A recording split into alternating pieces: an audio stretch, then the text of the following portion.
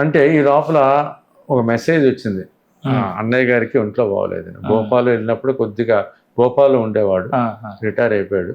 కొద్దిగా ఆరోగ్యం బాగోలేదు, పెద్ద కొడుకు దగ్గర ఉన్నారు, ఢిల్లీలో ఉన్నారు అని చెప్పి. సో అన్నయ్యని కూడా ఒకసారి చూద్దాం, ఆరోగ్యం బాగోలేదని చెప్పి ఢిల్లీ వెళ్ళాను. ఢిల్లీలో మా అన్నయ్యను ఆ రోజు రాత్రి అంతా అన్నయ్యతో గడిపాను. అండ్ మళ్ళీ రాత్రి ట్రైన్ పట్టుకొని తెల్లారేసరికి అలహాబాద్ చేరుకున్నాను. గంగానదికి దగ్గరలోని వెళ్ళిపోయాను నేను, ఆటో తీసుకొని దగ్గరలో వెళ్ళాను. వెళ్ళేసరికి అక్కడ ఎన్నో హోటల్స్ ఉన్నాయి, చాలా హోటల్స్ ఉన్నాయి. అందులో కొత్త కొత్త హోటల్స్ కూడా ఉన్నాయి. మంచి హోటల్ ఏదో చూసుకుని వెళ్ళాను. కొంచెం రేట్ ఎక్కువైనా సరే కొత్త హోటల్ ఇచ్చాడు, రూమ్ తీసుకున్నాను. తీసుకొని ఇంకా ఫ్రెష్ అయిపోయి కొంచెం ఏదో తినేసి అంటే మెల్లిగా ఆ గంగానదికి వెళ్ళాను. పడవలు కూడా అక్కడ ఉన్నాయి, లక్కీగా దగ్గరగా పడవలు కనబడుతుంది.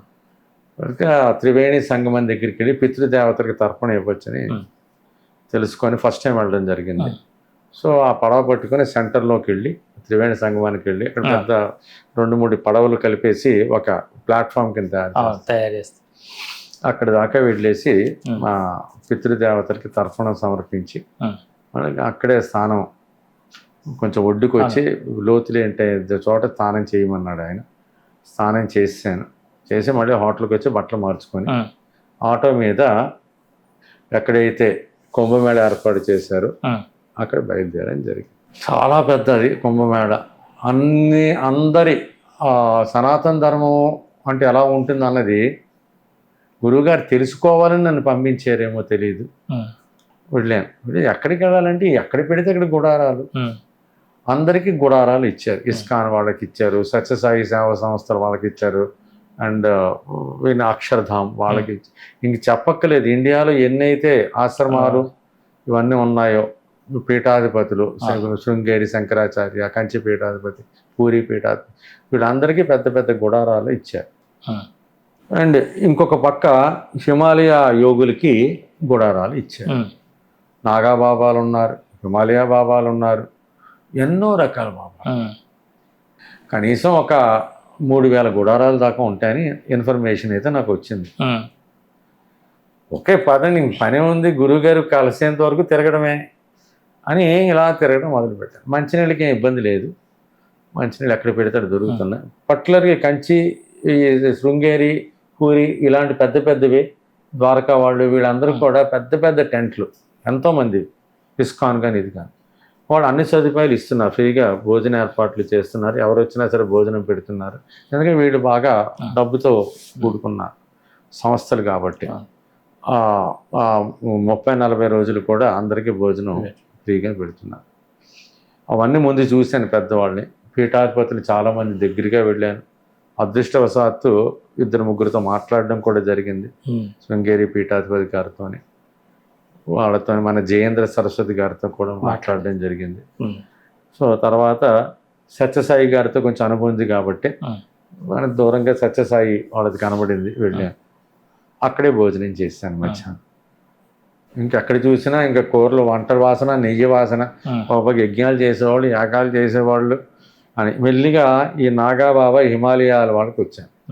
వీళ్ళందరూ కూడా ఏమీ తీసుకురాకుండా వస్తారు, చేతిలో ఏమీ ఉండదు వాళ్ళ దగ్గర, ఏ వస్తువులు తెచ్చుకోరు. వాళ్ళకి కావాల్సిన చర్మాలు, గిర్మాలు, కమండలం అవి తప్ప. వాళ్ళందరికీ కూడా భోజన సదుపాయాలు వీళ్ళు ఏర్పాటు చేయాలి, ఈ డబ్బున్న సంస్థలు. అది ఎప్పటి నుంచో వస్తున్న ఒప్పందం, అది కూడా తెలుసుకున్నా. వెళ్ళిగా నాగాబాబా దగ్గరికి వెళ్ళాను. అందరూ దిగంబర్లే, శుభ్రంగా బూడిద పోసుకొని ఎవరు దీంట్లో వాడు ఉన్నారు, కుక్కా పీల్చేవాడు ఉన్నారు, ఇది చేస్తున్నవాడు ఉన్నారు, కొంతమంది మాట్లాడుతున్నారు, ఇచ్చేస్తున్నారు, కొంతమంది మాట్లాడట్లేదు మౌనంగా ఉన్నారు, కొంతమంది విన్యాసాలు చేస్తున్నారు, రకరకాలు. సో 2-3 ఎవరైతే ఖాళీగా ఉన్నారో వేరే వాళ్ళతో మాట్లాడుతున్నారో నేను కూడా కూర్చొని వినడం జరిగింది, వాడు చెప్పే మాటలు. సో సనాతన ధర్మంలో ఉన్న వైవిధ్యాన్ని చూశాను నేను. ఆ రోజు అంతా తిరిగాను, పూజ్య గురుదేవుల దర్శనం నాకు లభించలేదు. ఇక రాత్రి 10 దాకా చూశాను, ఎక్కడా కనబడలేదు. ఇంకని చెప్పేసి ఓకే రేపు కూడా ఉంది కదా, రేపు రాత్రి కదా నా ట్రైను అని చెప్పేసి ఆటో తీసుకొని హోటల్కి వచ్చేసాను. కొనుక్కున్నాను. ఒక రకమైన ఏంది పూజ్య గురుదేవులు మాట తప్పరు, రేపైనా దర్శనం అవుతుందేమో. మళ్ళీ పొద్దున్న 9ంటికి స్నానం చేసి మళ్ళీ కుంభమేళాకి వెళ్ళాను. మళ్ళీ తిరిగాను, చాలా చాలా తిరిగి మాట ఈ రెండో రోజు విపరీతంగా తిరిగాను. చాలా టైం దొరికింది. ముందు రోజు పితృ దేవతలకు కాదు, పొద్దున 9:30 నుంచి ఖాళీ కాబట్టి తిరుగుతూనే ఉన్నా. ఒకటి అదొక ఆనందం వేరు. పోలీస్ వాళ్ళు, విలేకరులు, ఫారినర్స్ విపరీతమైన ఇది, ఎంతోమంది వస్తున్నారు. కొంతమంది పీఠాధిపతులు పల్లకిలో ఊరేగుతున్నారు, కొంతమంది భజనలు చేసుకుంటూ తిరుగుతున్నారు, ఈ నాగాబాబాలు గెంతులు వేస్తున్నారు, కొంతమంది నదిలో స్నానం చేస్తున్నారు, కొంతమంది భజనలు చేస్తున్నారు. ఒక వైవిధ్యమైన వాతావరణం. చాలా విషయాలు గ్రహించాను నేను. ఆధ్యాత్మికల్లో ఉన్న ఎన్నో కోణాలు గ్రహించాను. భిన్నత్వంలో ఏకత్వం అంటే ఇదేనేమో. ఎవడు ఎన్ని విన్యాసాలు చేసినా, ఎవడు పల్లకిలో తిరిగినా, ఎవడు బాజా భజంత్రీలతో తిరిగినా తెలుసుకోవలసింది ఒక్కటే, సత్యం. శంకరాచార్య వారు వాక్యం వినబడింది, ఏకం సత్ విప్రా బహుదా వదంతి. సత్యం ఒకటే. దాన్ని ఎన్నో రకాలుగా విశ్లేషిస్తూ ఉంటారు. ఈ సత్యం అయితే నాకు బోధపడింది. తిరుగుతూనే ఉన్నాను. ఆ రోజు కూడా రాత్రి అయిపోయింది. ఆల్మోస్ట్ 9:30 దాటిపోయి 10 కావస్తున్నది అనిపించింది. ఏమో నాకు అదృష్టం లేదేమో గురుదేవులు. చాలా డల్ అయిపోయాను నేను. చాలా అప్పటికే అలిసిపోయాను బాగా తిరిగి. లోపలికి ఎటువంటి ఆటోలు గీటోలు ఎలవళ్ళు నడకే. ఇంకా డల్ అయిపోయాను, శరీరం కూడా అలిసిపోయింది. ఇంకెందుకు హోటల్కి వెళ్ళిపోదాం అని చెప్పి నిర్ణయించుకున్నాను. ఇక్కడున్నావా ఆత్రేయ అని చెప్పి వెనక నుంచి పిలుపు. ఎక్కడున్నావా ఆత్రేయ అని చెప్పి వెనక నుంచి ఎవరో పిలిచినట్టు అనిపించింది. ఒక్కసారి వెనక తిరిగి చేశాను. పూజ్య గురుదేవుడు కిట్లాగడ్లో నాకు ఎలా దర్శనం ఇచ్చారో అదే రూపం. ఒక్కసారి సాష్టాంగ ఆనందం పొంగి వచ్చేసింది. సాష్టాంగంగా ఆయన కాళ్ళ మీద పడిపోయాను. లే అన్నా, లేచాను. లేచి దా నాతో పాటు పద అన్నారు. ఇంకా ఆలోచన లేదు. ఆయన ముందు వెళ్తున్నాడు, నేను వెనకత నేను వెళ్ళాను. ఈ గుడారాలు గిడారాలు ఇవి అవి అన్నీ దాటుకుంటూ చాలా ఫాస్ట్గా నడుస్తారు ఆయన. మనం పరిగెడుతూ ఉండాలి, ఆయన చాలా ఫాస్ట్గా నడుస్తారు. నేను కూడా ఆయన వెనకాల ఫాలో అయిపోయాను. ఈ గుడారాలు ఇవన్నీ శిబిరాలు ఇవన్నీ దాటేసి ఒక ఏకాంత ప్రదేశానికి తీసుకెళ్ళారు. అక్కడ దూరంగా ఒక గుడిసె కనబడుతున్నది, గడ్డితో చేసిన గుడిసె. ఆ గుడిసెలోకి తీసుకెళ్ళాడు. ఆ గుడిసె ముందు ఒక వ్యక్తి ఉన్నాడు. రాగానే నమస్కారం పెట్టాడు, నాకు నమస్కారం పెట్టాడు. చిరుగడ్డం గట్ట, కొద్దిగా చైనీయుడిలాగా ఉన్నాడు. మొహం గట్ట సన్నగా, చిరుగడ్డం అంతా చైనా వాళ్ళలాగా ఉన్నాడు. ఆత్రేయ అన్నారు. గుడిసెలోకి నన్ను తీసుకెళ్ళాడు. చిన్న గుడిసె అది, ఒక లాంతర్ వెలుగుతున్నది, ఒక చిన్న కంబళ్ళలాగా ఉంది. ఇద్దరు మనుషులు కూర్చునేటట్టు, ఇటుపక్క ఒకరు ఇటుపక్క కంబళ్ళలాగా ఉంది. కూర్చో అన్నారు. సరిగ్గా గురువుగారు కూర్చున్నారు, నేను కూర్చున్నాను. ఒక్క 3 నిమిషాలు ఆయన మాట్లాడలేదు. నేను కూడా ఆయన మొహాన్ని చూసి ఇంక టైం మళ్ళీ దొరుకుతుందో దొరకదు ఆయన మొహాన్ని చూస్తూ కూర్చున్నాను. ఆత్రేయ, మధ్యాహ్నం ఏమైనా ఆకలిగా ఉంటే తింటావా అన్నా. మధ్యాహ్నం నువ్వు తిన్నావు, నీకు చాలా ఆకలిగా ఉంది, ఏం తెప్పించమంటావు? మాంసాహారమా శాకాహారమా అన్నారు. నేను అన్నాను, మాంసాహారం నిషిద్ధం కదా, ఆధ్యాత్మిక సాధనలు అన్నాను. ఆధ్యాత్మిక సాధనకి నీ ఆహారపు అలవాట్లకి ఎటువంటి సంబంధం లేదు. ఒక్క ముక్కలో కొట్టేసాడు. నేను అలాగే వెజిటేరియన్, పరీక్ష పెడదామని, లేకపోతే ఏదో మొత్తానికి ఆహారపు అలవాట్లకి మాంసాహారానికి ఎటువంటి సంబంధం లేదు. దాని పని అదే, దీని పని ఇదే. ఆ అపోహలో ఉండద్దు అన్న. పోలే ఏదైనా శాకాహారం తెప్పించండి గురువు గారు, తింటానన్నా. ఆయన ఒక్కసారి అలా చప్పట్లు పెట్టారు. ఈ బయట ఉన్న చైనా వాళ్ళకు ఉన్న చిరుగడ్డం వాడు పళ్ళెల్లోని తెచ్చాడు. 2 ఇడ్లీ, ఓకే, 2 చపాతి, ఓకే, సాంబారు, పప్పు, ఒక పెరుగు, ఒక స్వీటు. నేను ఆశ్చర్యపోతున్నా, ఎక్కడ దొరికారా అని చెప్పి.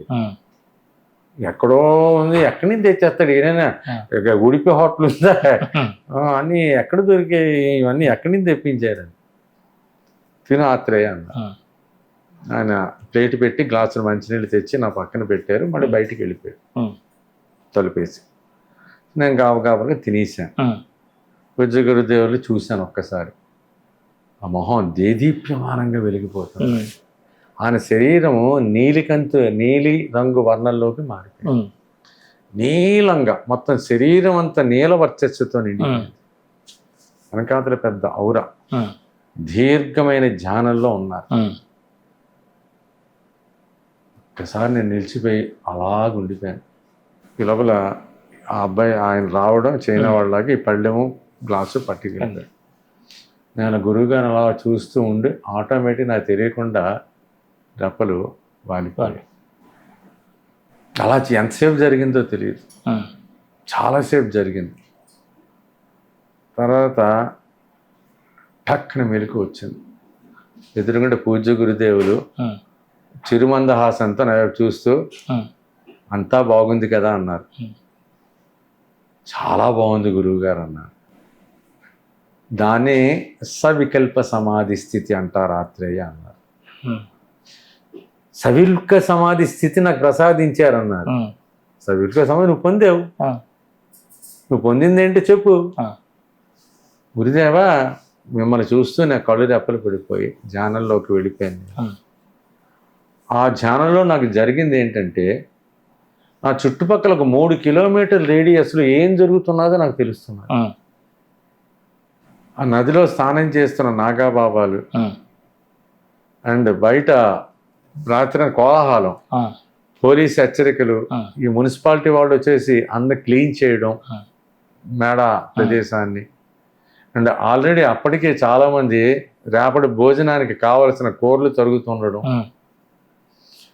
ఆ పైన దూరంగా కొండ మీద చిన్న గుడి, ఆంజనేయ స్వామి గుడిలో భజన, పోలీసు వారి హెచ్చరికలు, ఈ జర్నలిస్టుల ప్రిపరేషను, వాళ్ళందరి కారులో వాళ్ళ వాహనాల్లో పడుకోవడం అండ్ ఈ న్యూస్ని పంపిస్తూ ఉండడం, ఇలాగా అన్నీ నాకు కనబడుతున్నాయి, స్పష్టంగా కనబడుతున్నాయి.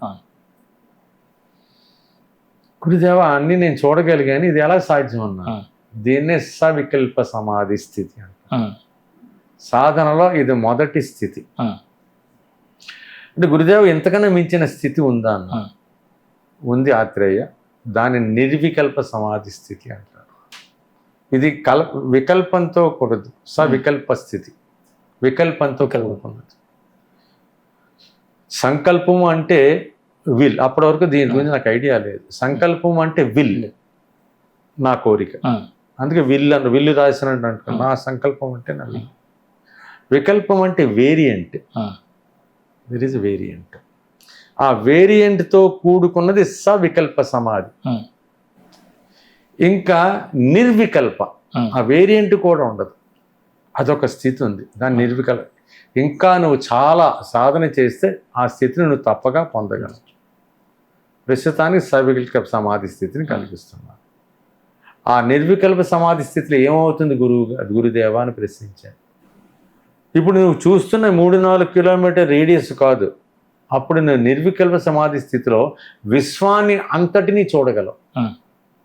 గ్రహాలు, గ్రహ గమనాలు, గ్రహాలు వాటి పరిభ్రమణ, వాటి చుట్టూ తిరుగుతున్న ఉపగ్రహాలు, గర్భస్థ శిశువు, తల్లి కడుపులో బిడ్డడు ఎలాగా పెరుగుతున్నాడు చూడగలవు.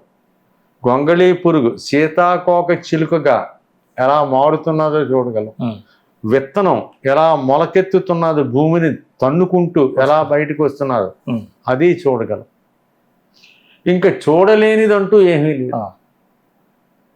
నీకు ప్రపంచంలో నువ్వు ఏదైతే చూడదలుచుకున్నావో అదంతా చూడవచ్చు. దాని నిర్వికల్ప సమాధి స్థితి అంటారు. ఆ స్థితిని పొందాలంటే తీవ్రమైన సాధన కావాలి.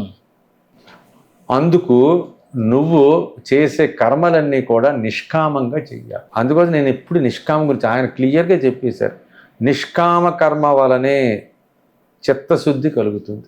మనస్సు శుద్ధి పొందిన మనస్సుని చిత్తం అంటారు. చాలామంది కన్ఫ్యూజ్ అయిపోతుంటారు.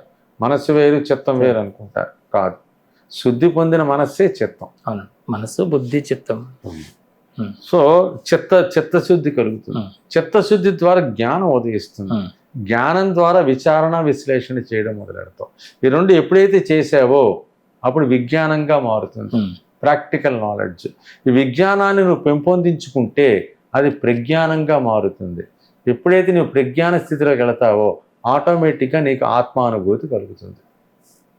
అందుకోసం ప్రజ్ఞానం బ్రహ్మ అన్నారు ఋగ్వేదం. అయమాత్మ బ్రహ్మ అన్నారు. అహం బ్రహ్మాస్మి అన్నారు అథర్వవేదం. తత్వమసి అంది సామవేదం. సో ఇవన్నీ కూడా అన్నీ నీకు అనుభవంలోకి వస్తాయి అని చెప్పి ఒక్క 2 నిమిషాలు మౌనం వహించి, ఆత్రేయ, నువ్వు నా సమక్షం పొందిన సవికల్ప సమాధి నేను లేనప్పుడు, నీ ఎదురుగా లేనప్పుడు నువ్వు పొందలేవు అన్నారు. ఒక్కసారి డీలా పడిపోయాను. ఇదేమిటి స్వామి, గులాబ్ జామ్ రుచి చూపించేసి నేనున్నప్పుడే నీకు రుచి తెలుస్తుంది అన్నట్టు నా మనసులో గురుదేవా ఏంటి ఇలా అనిచ్చారని. అవును ఆత్రేయ, నేను నీకు ప్రత్యక్ష దర్శనం ఇచ్చినప్పుడు నువ్వు సమాధి స్థితి పొందగలవు, మిగతా టైంలో పొందలేవు. మరి ఎప్పుడు పొందగలను స్వామి? మీ దర్శనం లేనప్పుడు కూడా నేను ఎప్పుడు పొందగలను? అది కూడా త్వరలోనే జరుగుతుంది. నేను లేకపోయినా నువ్వు సవికల్ప సమాధి పొందుతావు. మరి నిర్వికల్ప సమాధి స్థితిని పొందే అదృష్టం నాకు లేదా అన్నాను ఈ జన్మలో. అది కూడా సాధ్యపడుతుంది. ఆయన ఉద్దేశం అన్నీ ఒకేసారి చూపించాలంటారు. తప్పకుండా జరుగుతుంది. ఆత్రేయ, నేను వెళ్ళవలసిన సమయం ఆసన్నమైంది. నేను వెళ్ళొస్తాను, మళ్ళీ నేను కలుస్తాను అని చెప్పారు. ఒక్కసారి ఆయన విపరీతమైన తేజస్సు, నీలివర్ణ దేహంతో ఒక రకమైన కాంతి మొత్తం ఆయన శరీరాన్ని ఆవహించింది. మొత్తం కాంతితో నిండిపోయింది. నేను అలా కళ్ళు అప్పగించి చూస్తున్నాను. అటువంటి కాంతి మెల్లమెల్లగా మెల్లమెల్లగా మెల్లమెల్లగా తగ్గుతూ అదృశ్యం. ఒక్క 5 నిమిషాలు నేను ఒక్కడనే మిగిలిన శిబిరంలో. మెల్లిగా పైకి లేచాను తడబడుతున్న అడుగులతో. ఎవరు లేదు. మెల్లిగా లాంతర్ని ఆపేసాను. చూసరికి లేత సూర్యకిరణాలు పడుతున్నాయి. అప్పుడు అనిపించింది, వాచి చూసుకున్నాను, 5 గంటల 20 నిమిషాలు 5 దాకా అయింది. ఎంతసేపా గురువుగారి సమక్షంలో గడిపాను. బయటకు వచ్చాను, తలుపు వేసాను. ఆయన లేడు, ఆయన కూడా లేడు, నాకు అన్నం పెట్టిన ఆయన కూడా లేడు. ఇంకా మెల్లిగా రోడ్డు మీదకి వద్దామని చెప్పి చూస్తున్నాను. అప్పటి వరకు నేను కుంభమేళాన్ని చూసిన దృష్టి వేరు. ఇప్పుడు గురువు గారు సవికల్ప సమాధి స్థితి ఇచ్చిన తర్వాత, ఆయనతో ఎంతసేపు గడిపిన తర్వాత ఇప్పుడు నేను వీక్షిస్తున్న ఇది వేరు. అన్నీ మళ్ళీ మామూలే.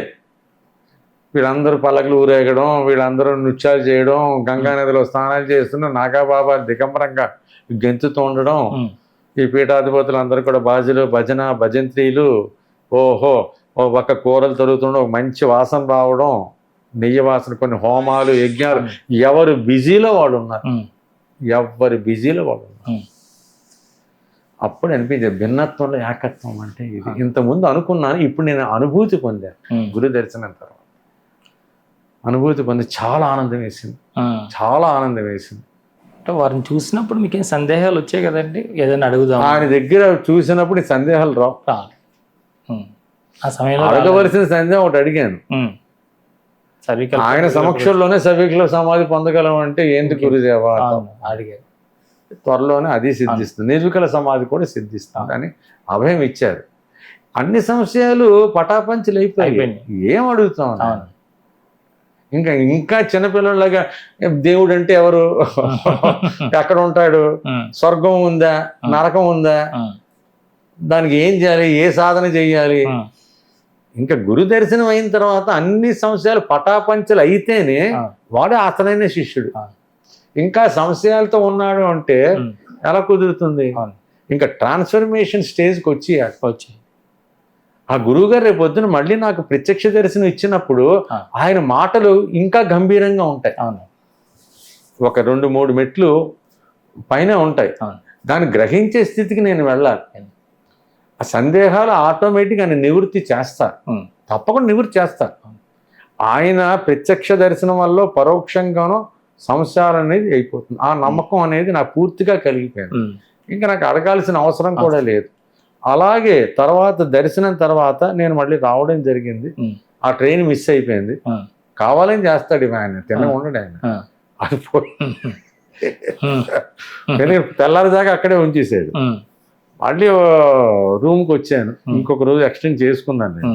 12 దాకా రూమ్ ఉంటుంది కాబట్టి వచ్చాను. వచ్చేసి మెల్లిగా స్టేషన్కి వెళ్ళేసి టికెట్ బుక్ చేసుకుని మళ్ళీ వెనక్కి రావడం జరిగింది. లక్కీగా దొరికింది రిజర్వేషన్.